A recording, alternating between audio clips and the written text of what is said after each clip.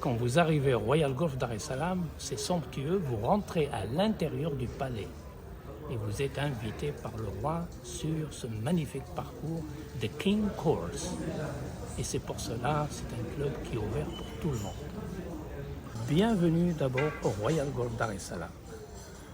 Ce qui veut dire en arabe et en français la maison de la paix, the house of peace.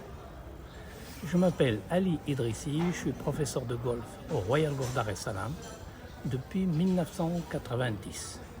J'ai fait ma formation aux États-Unis et je suis rentré au Maroc en 1990 à Royal Golf Dar es Salaam.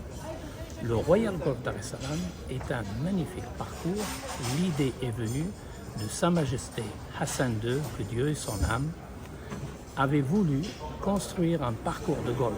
Mais l'histoire du golf lui est venue avec son ami John Fitzgerald Kennedy, quand il a visité l'Amérique avec son père, Sa Majesté Mohammed V, que Dieu ait son âme.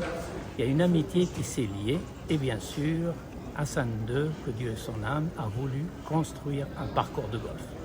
La personne idéale pour faire cette transition est M. Hassan Yacoubi, qui était le beau-frère de Sa Majesté, le mari de la princesse Laïcha, que Dieu ait son âme. Et il est allé aux États-Unis voir par qui il pouvait trouver pour dessiner ce magnifique parcours. Bien sûr, il a trouvé Billy Casper, meilleur joueur américain. C'est Billy Casper qui l'a amené directement orienté vers Robert Trent Jones. Donc Robert Trent Jones, en arrivant bien sûr au Maroc, il a dit à Sa Majesté Hassan II qui voulait construire ce parcours, bien sûr, et ils ont trouvé ce site à Dar es Salaam, la forêt de Dar es Salaam, qui est environ à 12 km de Rabat. Le moment du dessin du parcours, Sa Majesté Hassan II a demandé à Robert Trent Jones de laisser 150 à 160 mètres derrière les départs. Robert Trent Jones lui a posé la question, Majesté, pourquoi vous faites ça? Sa Majesté Hassan II, il lui a dit que dans le futur, les joueurs joueraient les coups beaucoup plus longs, seraient très puissants et seraient beaucoup plus faciles à faire reculer les départs au lieu de refaire tout le parcours. Et il a dessiné 2 dessins du parcours. Le premier jusqu'à il y a quelques années et le deuxième qui a été repris maintenant par la même compagnie de Robert Trent Jones, qui est devenu beaucoup plus difficile, le parcours qui est actuellement. Sa Majesté Mohammed V, que Dieu le protège et le garde et lui donne longue vie, bien sûr, a rajouté beaucoup de choses.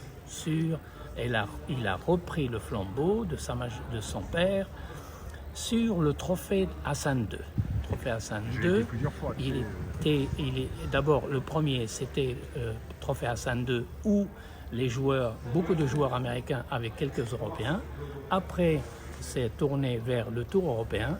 Et aujourd'hui, il y a le Champions Tour, les meilleurs joueurs américains dans le senior, qui jouent en même temps. On y est passé hier pour venir au club. Il était le premier parcours de golf où il y avait 2 compétitions, aussi bien pour les femmes, LPGA, et les joueurs professionnels hommes.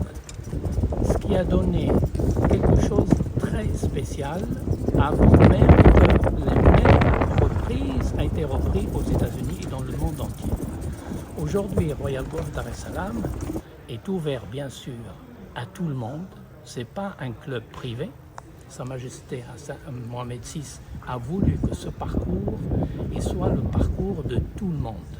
Pas seulement des Marocains, des Africains, parce qu'aujourd'hui on fait beaucoup de choses vers l'Afrique, et bien sûr aux Européens, et la plus grosse part bien sûr elle est vers la France, parce que le Maroc est un pays francophone. Il ne faut pas oublier qu'il y a des relations maroco-françaises depuis très longtemps, et la France a été le protectorat à protéger le Maroc pendant des périodes très difficiles. Le Maroc restera toujours reconnaissant à ce que les Français ils ont fait. Pour vous dire aujourd'hui qu'il y ait des choses qu'on entend, etc., la France et le Maroc a toujours ouvert ses portes à la France Et le Maroc, on a fait, au fait, Sa Majesté a voulu faire un bridge, un pont qui vient de l'Europe, en commençant par la France pour arriver jusqu'au Maroc. Et bien sûr, le plus grand, c'est the Golfing Road to Morocco des États-Unis, qui est un grand ami au Maroc depuis très longtemps.